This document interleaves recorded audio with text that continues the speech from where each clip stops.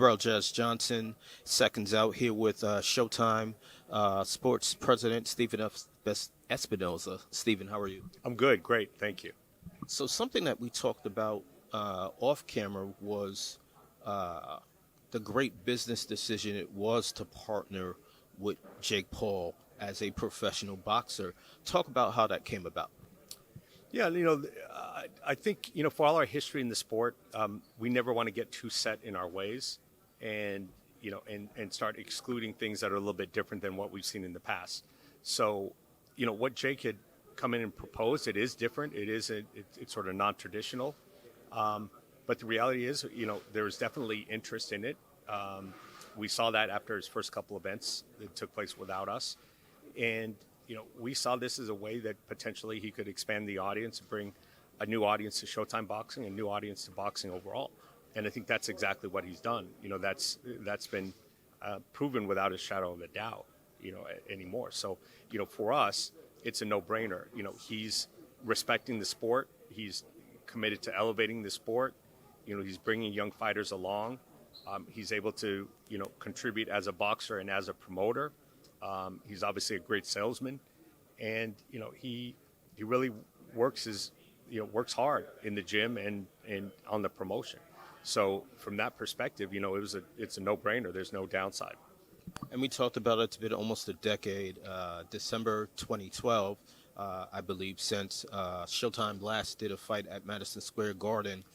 What made this fight have to be at the Garden for Jake Paul for Showtime? I think it was it's sort of a bucket list thing for Jake and Nikisa and MVP. There's definitely a cachet that goes with the Garden. And candidly, when they first brought it up, I was asking myself whether the Garden would actually do it, because they've got such a long history and there's so many events that would love to be in the Garden and don't get the opportunity. So it's a testament to the Garden that they're willing to consider something that's a little bit non-traditional, a little bit outside the norm. But I think that they're going to pack it in, and it'll be a successful event for the Garden as well. And let's talk about great fight on Saturday, great highlight reel of the first 6 months of boxing by Showtime. What do you have planned for the second half of 2012?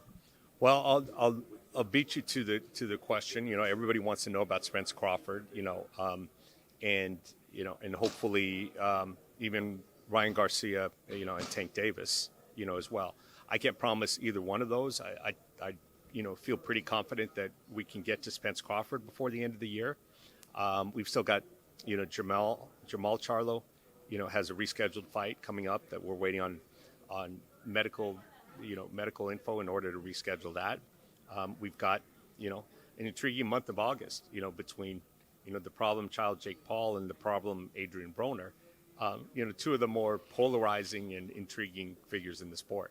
So there's going to be, plenty more to come in the second year. And I think if we look at the first half of this year, I think we picked up where last year left off. Last year we had 2 fights for undisputed. This year, if we are able to get Spence Crawford done, that'll be, 2 fights for undisputed titles this year as well. So I think we've got a really strong role. I think it's clear that we're doing better quality fights and more high quality fights than anyone else in the business, and we want to keep it that way. How great is it to get Adrien Broner back in the ring on a Showtime card?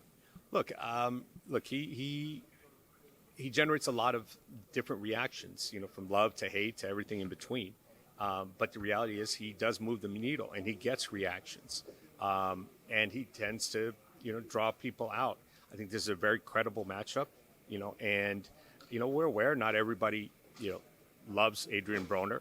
So we wanted to make sure that the rest of the card is really strong, and we did that with Roger Gutierrez, Hector Garcia as a title fight, and Puello and Akhmedov as another title fight. 2 legitimate world title fights, and Broner Figueroa. I think that's a really solid night of boxing. And last question, Tank Stas fight, Shakur Stevenson was there, Ryan Garcia was there. I'm sure Devin Haney would have been there if he wasn't in Australia. how close is it? We hear the rumors about Spence and Crawford being in negotiations. Tank versus Ryan Garcia. How close is it? Is that being negotiated now, or is it still in preliminary stages? There really haven't been negotiations for Tank and Ryan Garcia. You know, Ryan's got a fight coming up. You know, we still have to figure out, you know, who we talk to. You know, whether it's DAZN or Golden Boy or who's making it. So there are some obstacles there. You know, the path is much clearer to Spence Crawford. We're going to try to get both. If we end up both, I think it's a fantastic year. I think it's as good as any year that we've seen in recent history. But even if we get one of those, you know, to have 3 undisputed title fights in the span of about 13 months is something I think that, you know, probably hasn't happened in the history of the sport. Thank you. You got it.